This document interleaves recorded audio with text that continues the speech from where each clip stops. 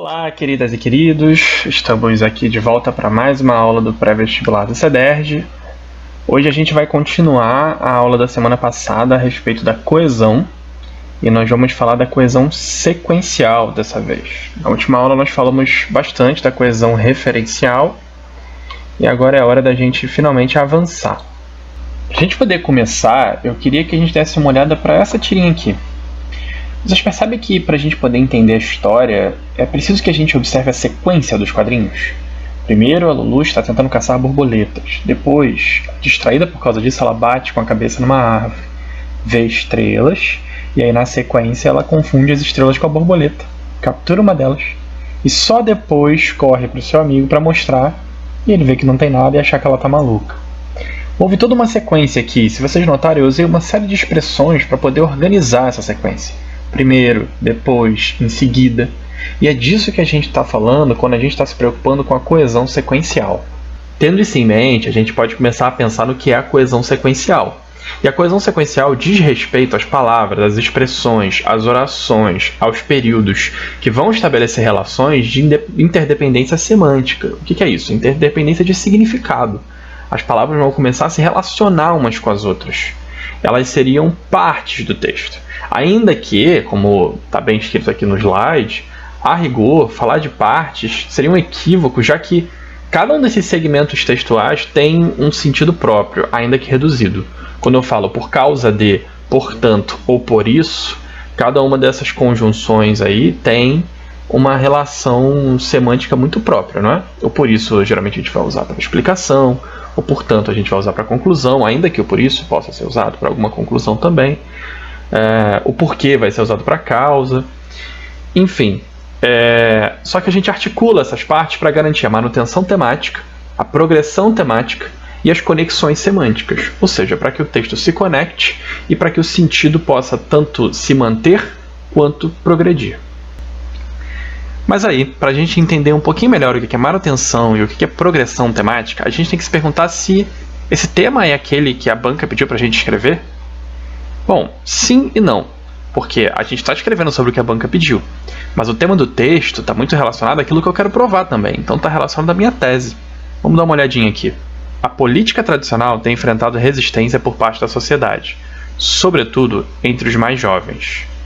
Seja o regime democrático, com sua tradicional lentidão, sejam os péssimos exemplos de tantos representantes da sociedade, o fato é que, em pouco tempo, o voto se tornará artigo raro, tanto quanto a própria gestão pública.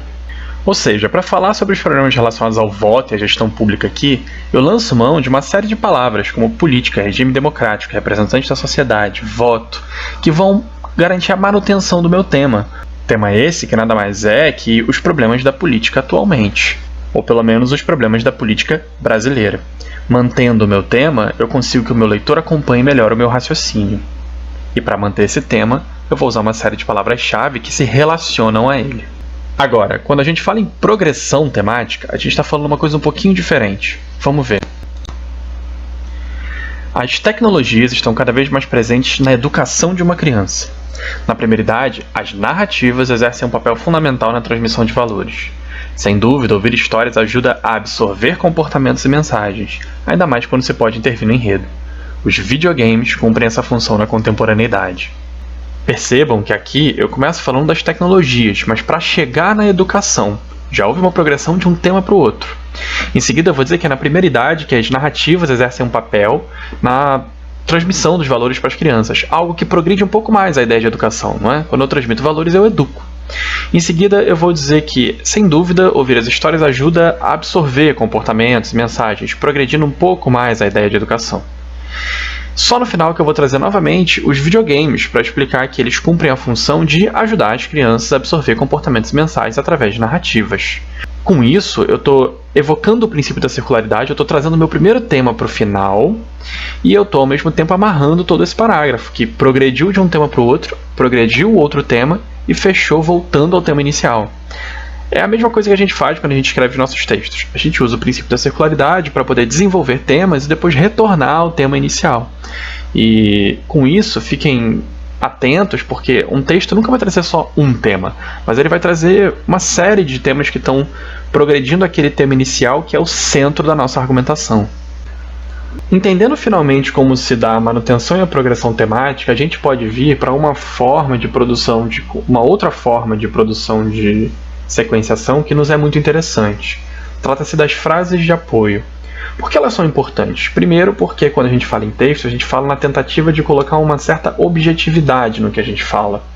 E aí, muitas vezes, é muito difícil para a gente pensar, nossa, mas se eu tenho que ser objetivo, como é que eu coloco a minha opinião? Pois então, há formas de colocar a sua opinião, e as frases de apoio servem para isso, porque elas vão permitir que a gente transforme uma frase em algo um pouquinho diferente a partir da nossa visão. E as palavras transmitem isso. Percebam, o Brasil apresenta problemas. Simplesmente sabemos, expositivamente, que o Brasil tem problemas. Agora, se eu digo que é evidente que o Brasil apresenta problemas, eu estou marcando uma opinião, eu estou marcando uma visão. Estou deixando que é muito claro. Como assim você não percebe que o Brasil apresenta problemas? É evidente. É possível que o Brasil apresente problemas? Eu já não estou mais afirmando com certeza como anteriormente. Eu estou aplicando dúvida. Pode ser que tenha problemas, pode ser que não. E é lamentável que o Brasil apresente problemas, eu já não estou trabalhando nem com dúvida nem com certeza, mas eu estou trabalhando com uma certa infelicidade. Em todos esses casos que nós temos, são frases pensadas justamente para ajudar a gente não só a construir sequenciação, porque eu digo que é evidente que o Brasil apresenta problemas para dizer depois quais são os problemas, ou é possível que ele tenha problemas para depois abrir a possibilidade de talvez tenha dessa forma ou talvez não tenha desta outra. Ou é lamentável que ele apresente problemas por causa das seguintes razões. Aqui, além de eu produzir sequenciação, eu coloco opinião. Isso é muito importante para a argumentação. Aqui, portanto, faço uma pequena lista de frases de apoio que a gente pode usar com uma estrutura muito definida e muito bem sequenciada, que a gente vai trabalhar em diferentes textos, diferentes formas que vocês podem usar à vontade.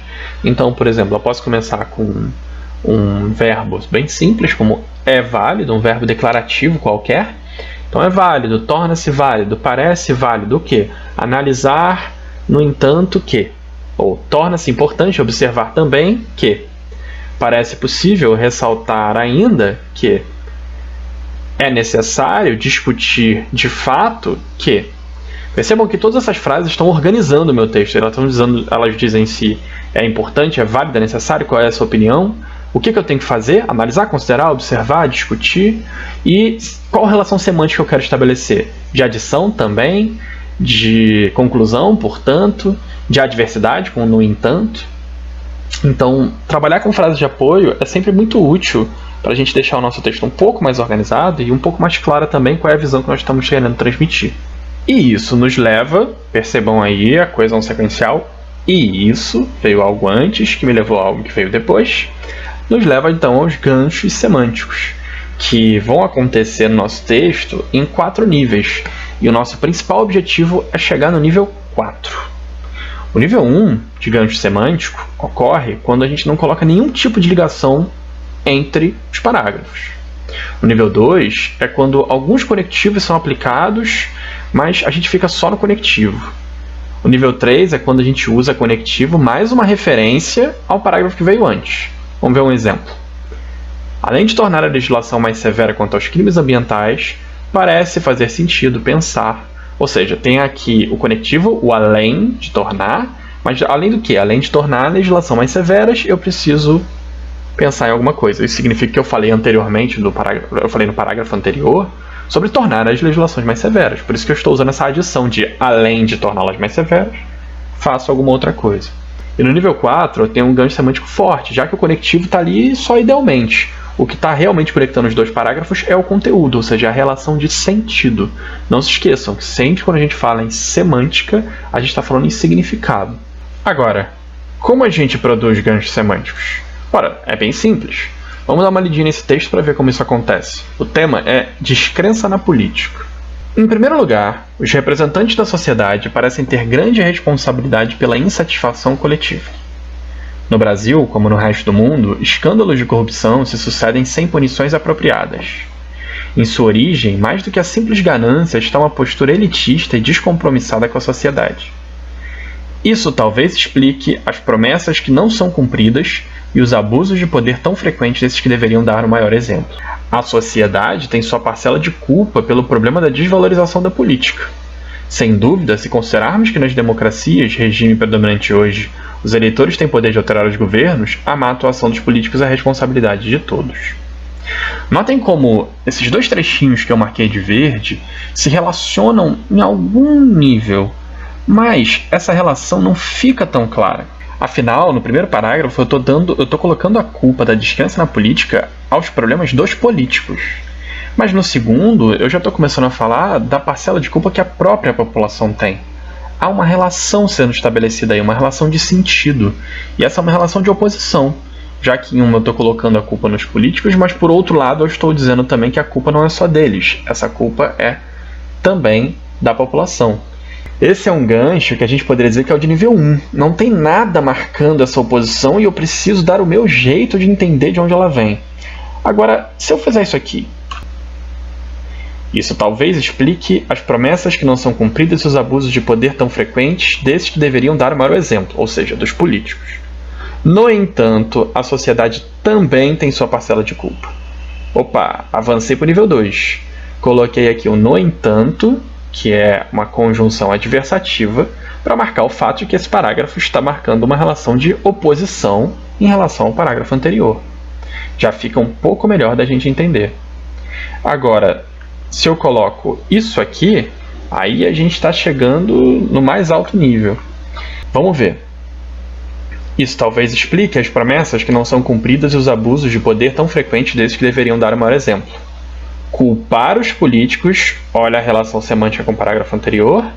No entanto, aí aqui aparece para a gente a conjunção, o conectivo, também significa culpar a própria sociedade. Percebem agora a sequência de sentido sendo produzida? Quando eu culpo os políticos, eu também culpo a sociedade. Eu estou deixando claro este raciocínio para o meu leitor, etapa por etapa. Então, primeiro, número 1, culpo os políticos. Número 2, deixo claro que essa culpa também é da sociedade, já que ela se relaciona a esses políticos elegendo-os. E número 3, marco essa relação Marco essa relação com um conectivo, que aqui é um pouco ideal, já que a relação de sentido é o que está garantindo a conexão e a sequência entre as partes do meu texto. Aqui eu tenho o tal do nível 4. Isso nos leva diretamente ao uso dos conectivos, não é mesmo? Se a gente está usando conectivos aqui, vamos ver como é que funciona esse uso. Naquele momento, Marcela percebeu que sua ideia não tinha sido boa.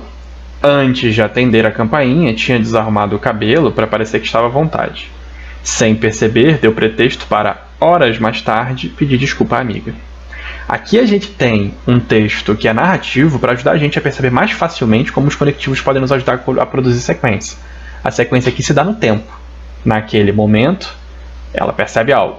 Antes de atender a campainha, que vem depois do momento em que ela percebeu, obviamente, por relação semântica, ela então desarruma o cabelo. E aí isso faz ela perceber horas mais tarde que gerou um pretexto para ela pedir desculpas para a amiga. Aí a gente não sabe por quê, porque a gente não sabe a narrativa inteira. Mas já temos muita clareza de como se deu aqui a sequenciação. E a sequenciação só é possível por conta desses conectivos. E bem, o que esse monte de conectivos faz pela gente? Bom, a primeira coisa que eles fazem é produzir relações semânticas. E eles são muito importantes por causa disso. Eu sei que vai ser um pouco chato esse momento, mas a gente precisa ver que conectivos são esses e para que eles servem. Não são todos os conectivos que estão aqui, tá? Vocês vão encontrar muito mais deles na apostila. Mas percebam a variedade que nós temos e as múltiplas possibilidades de aplicação. Primeiro, a gente tem os conectivos de prioridade, ou de relevância, como em primeiro lugar, antes de mais nada, primeiramente. É uma forma de organizar o meu raciocínio em primeiro, em segundo, em terceiro, ou aquilo que eu quero falar primeiro. A gente tem também o de adição. E cuidado com o uso do e, tá? Não é pra gente usar sempre e continuamente. Há outros que a gente pode usar. Há momentos em que a gente pode dar ponto e colocar além disso, ou dizer por sua vez. É importante ter uma variedade no uso desses conectivos. Além disso, a gente tem também os de continuidade, como nesse sentido, nessa direção, nessa perspectiva, que também ajuda a gente a desenvolver um raciocínio. A gente não precisa só usar os de adição para dar uma noção de que o texto está progredindo. Temos também os de dúvida, como talvez, provavelmente, possivelmente, para usar naquele momento em que você sabe que não tem tanta certeza sobre o que está colocando, ou para usar naquele momento em que você sabe que é importante não dar tanta certeza sobre o que você está falando. É uma forma interessante de chegar também numa conclusão ou de produzir uma hipótese. E para encerrar, a gente tem dois que eu acho muito importantes, que são os de contraste e os de conclusão. Os de contraste são sempre muito usados, né? E eles ajudam bastante a gente quando a gente quer construir algum raciocínio como está acontecendo alguma coisa. No entanto, está acontecendo também esta outra aqui. Está acontecendo isso aqui, porém, pode ser que isso não aconteça mais depois. A gente vai usar eles para poder produzir uma sequência de 1, 2, por relação de sentido, e não por soma de partes. E os de conclusão a gente vai usar muito para poder encerrar raciocínios, como portanto, por consequência, por conseguinte, em resumo.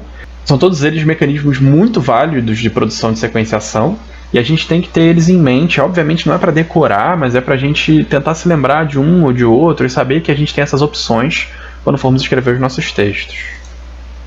Então, recapitulando, só para a gente lembrar tudo que aprendemos hoje, a gente viu o que é a coesão sequencial, que nada mais é que a conexão do texto através da manutenção temática, da progressão temática e da conexão semântica. A gente aprendeu o que são as frases de apoio, que são aquelas que permitem a produção de coesão sequencial através da diferenciação de sentidos, ou seja, você se apoia nela do mesmo jeito que você se apoia no ombro do seu amigo para poder continuar a vida. A gente aprendeu o que são ganchos semânticos, que é aquela coesão maravilhosa realizada por meio de ganchos muito espertamente deixados nas orações, nos períodos, nos parágrafos. Então, vou terminar minha oração, o meu período, ou principalmente o meu parágrafo, deixa um ganchinho para eu poder continuar no próximo. E pelo uso dos conectivos, que são chatíssimos, mas maravilhosos, já que eles podem produzir uma relação de sequenciação muito útil para todos nós. Definitivamente são o chá de boldo da dissertação. Mas agora, você está achando que acabou? Não, não acabou de jeito nenhum. A gente tem uns exercícios aqui para fazer. Então, deem agora aquela pausinha no vídeo, observem os exercícios. Os enunciados são bem simples, mas bem importantes. Então coloquem em prática tudo que aprendemos, sobretudo sobre conectivos aqui hoje. E depois que vocês aproveitarem para colocar em prática o que aprenderam sobre os conectivos, vamos olhar esse parágrafo aqui, pensar os ganchos semânticos e deixar ele com muito mais qualidade, ok? Porque o que a gente não pode esquecer é que a coesão, tanto a referencial da aula anterior quanto a sequencial dessa aula, não são opcionais, elas são muito importantes para construir organização dentro do texto. Então a gente tem que treinar para poder usar sempre. Não se esqueçam que a coesão é a organização, portanto precisa de referenciação, de sequenciação e de relação. Não é só uma questão de colocar conectivo, é fazer relações de sentido. Não é só apontar para trás, é tornar as partes unidas por meio de temas. Então fiquem ligados em todas as dicas que foram dadas nessas duas últimas aulas, treinem bastante e até a próxima!